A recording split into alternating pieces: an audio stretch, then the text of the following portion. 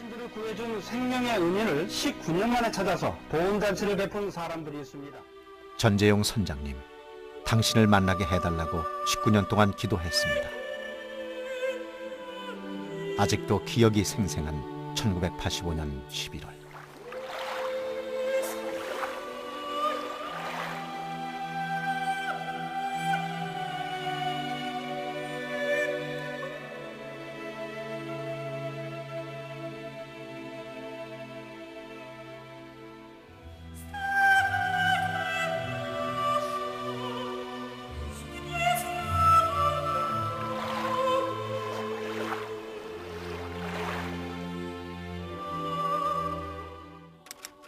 보트 피플. 월남 폐망 후 공산정권을 피해 고국을 탈출한 월남인들을 우리는 이렇게 부른다. 끝이 보이지 않는 망망대해 속으로 자신과 가족의 목숨을 맡긴 채 살아남기 위해 고국을 떠나야 했던 사람들. 106만여 명의 월남인들이 금방이라도 침몰할 듯한 배의 운명을 맡긴 채 공산화된 조국을 떠나야만 했다.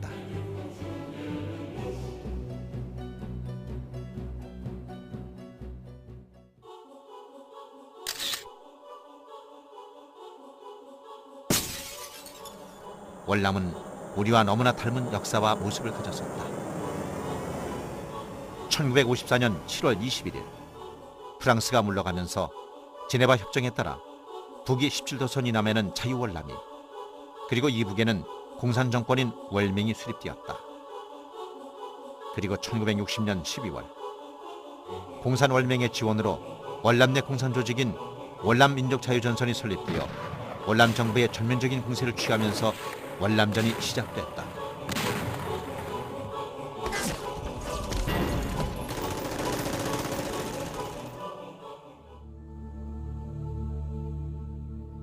신생 독립국 월남을 지원하기 위해 참전한 미국은 1964년 이후 연간 500억 달러를 퍼부으며 53만여 명을 파병, 전사자 58,256명, 부상자 20만 명이라는 피해를 입게 된다.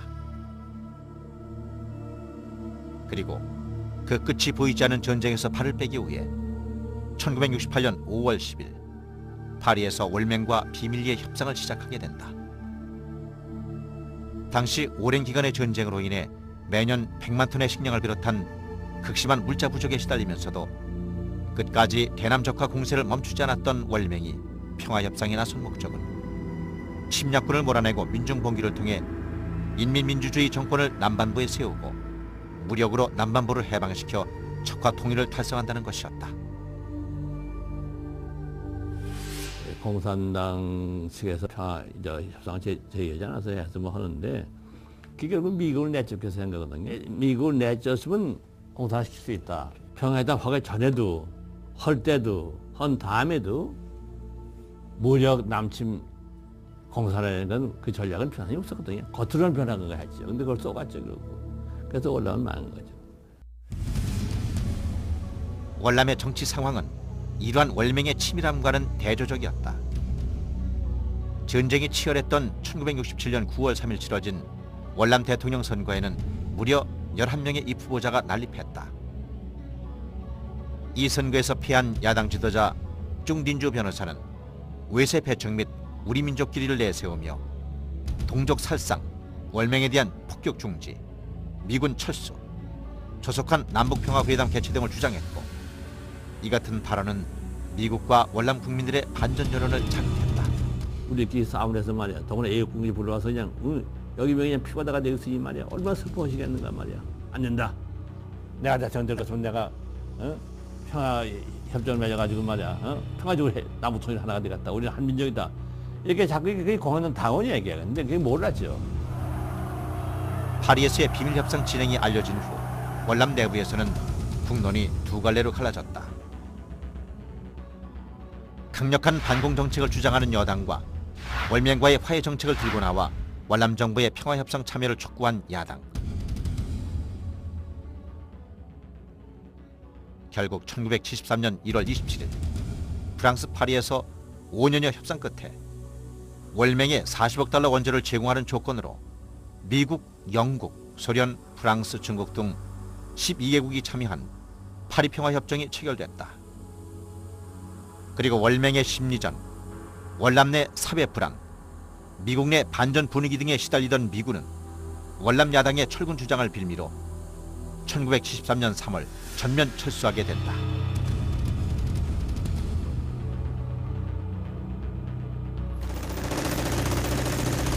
예, 미국이 발뺀 근본적인 원인은요. 미국 대선거 점령을 당하니 말이야. 앞으로 이거 안만 싸워도 끝이 안 나겠구나 말이야. 안 되겠다. 그걸 갖다가 걔들이 달성한 거예요. 그래서 미국을 내쫓기 위해서 한 거죠. 뭐 결정타게 받았는데 군사적으로는. 근데 그건 전부 그냥 뭐 예면하고 그냥 신문에서 말이죠.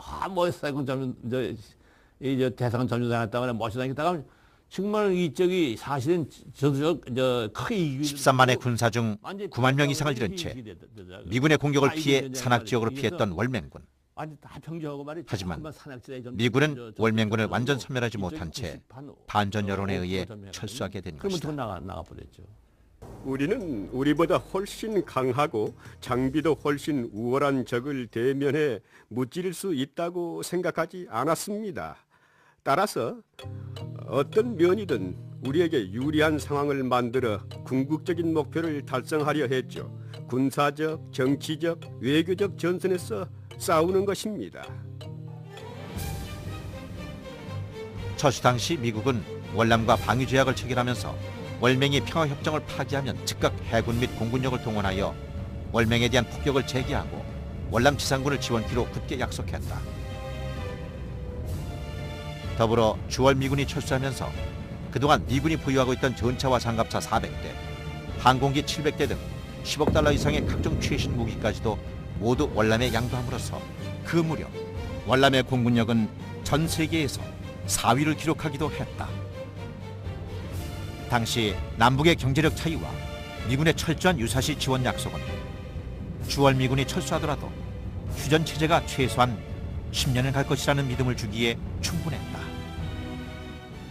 전 얘기를 내가 티오를 만났어요. 티오 만나가지고 미국이 나간 다음에 티오가 나와 같이 하니까 지금 이북은 말이야. 이북선 오면 어떻게 해야 돼? 이북선 전쟁할 능력이 없다. 이 얘기를 해요. 너무 가난해서 지금 구인도 지금 밥을 두 끼만 못 먹는다. 그래서 주로 소금을 반찬을 먹는다. 근데 지금 미국서 지금 뭐냐면 40억 달러의 원조사가 되어 있다. 아마 하여간 앞으로 한 10년 동안 적이 나오지 못한단 말이야. 근데 여기 빨리 우리 석유가 나왔거든요. 석유도 해고 해서 말이야. 우리 지금 이북 격차 이렇게 많이 만들려면 이북도 발전하지만 그리고선 남쪽에선 평화적으로 파리에서 평화적으로 이렇게 선거를 통해서 성립이 되어 있거든. 그냥 그렇게 되는 걸 알고선 파리에서 그걸 회담 계속해서 그 소유를 하고 있어요. 이 같은 믿음은 월남 지도부와 국민들이 월맹을 과소평가하고 총체적 안보 불감증에 빠지게 만들었다. 그리고 신보, 승려, 언론인, 학생 등 좌익 인사들은 이 같은 분위기를 이용해 티우 정권 타도를 외치며 반정부 시위를 통해 적극적으로 민중을 선동하기 시작했다. 또한 월남 정부와 월남군 총사령부에서 이루어지는 극비 회의 내용이 단 하루 후면 반정부 게릴라 단체인 베트남 임시혁명 정부 청사에 보고될 정도로 티우 정권의 핵심부까지 많은 공산 간첩이 침투해 있었다고 한다. 1967년 대선에서 차점으로 낙선한 쭝딘주를 비롯해 당시 모범적인 도지사로 평판이 자자했던 녹다우와 대통령 비서실장, 월남 해방 당시 4.20 경찰장관이었던 창반만, 대통령궁을 폭격한 월남 공군대위 구엔타인충 등 많은 정치인과 관료, 군인, 언론인, 종교인들이 공산 간첩이었다는 사실만으로도 당시의 상황을 짐작할 수 있다. 그리고 이러한 월맹의 치밀한 정보 수집과는 대조적으로 월남의 대공 정보력은 아무런 역할도 하지 못했다. 우리는 제복을 입은 운전사가 모는 메르세데스 자동차를 타고 부유한 자본주의자 행세를 하면서 드러내놓고 왕래하며 상황을 염탐했습니다. 혹시라도 계획을 수정해야 할 상황이 일어났는지 확인하기 위한 일이었죠. 쿠데타 정권 들어와 또 바꿨는데 또 바꾸고 이렇게 했다가 정보기관이 말이죠. 거기에 아주 완전히 그냥 그 무력화돼서 말이죠. 이렇게 이북의 정보가 비인을 만들 하도 해보지 않았습니까? 월남 내 우익들이 우리가 절대 다수이므로 절대 망하지 않는다는 안일한 생각에 젖어 있을 때 공산 세력들은 자신들이 장악한 수십 개의 언론사를 통해 정부에 대한 원색적인 비난과 유언비어를 유포하고 우익 인사들을 무식한 전쟁광으로 매도하는 한편 수상후보 웬반홍, 사이공대학 총학생 회장 등 수백 명 이상의 지도자급 반공 애국 인사들을 무자비하게 암살하기 시작했다.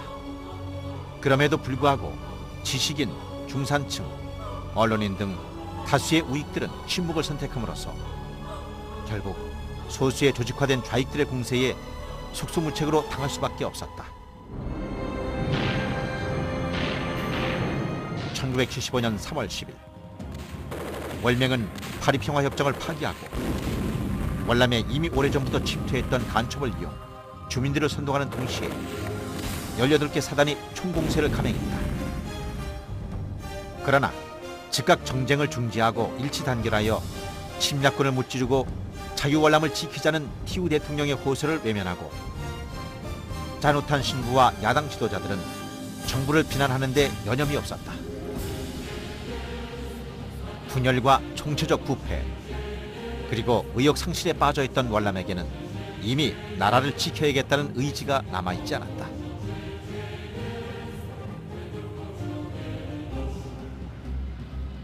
군사, 경제력 및 인구 등 모든 면에서 월맹을 압도했던 자유월남은 결국 월맹의 총공세 이후 50여일 만인 4월 30일 지도상에서 사라져버렸다.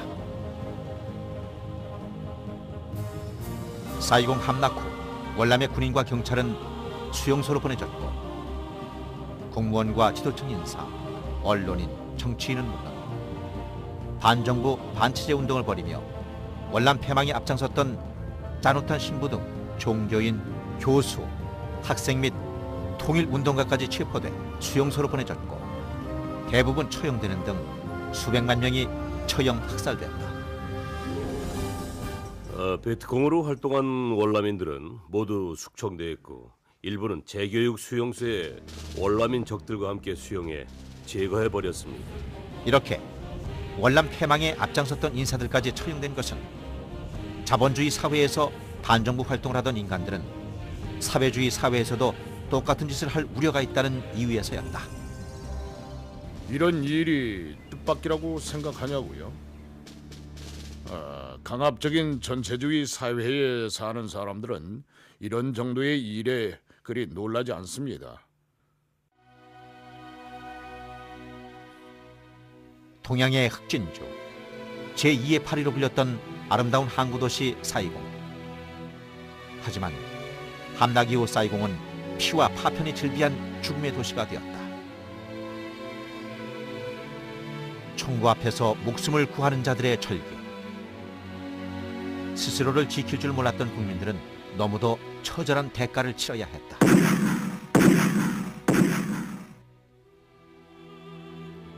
이렇게 월남이 월맹에 의해 유린될 때 평화협정 서명국들은 월남 국민들의 절규에 침묵으로 대답했다.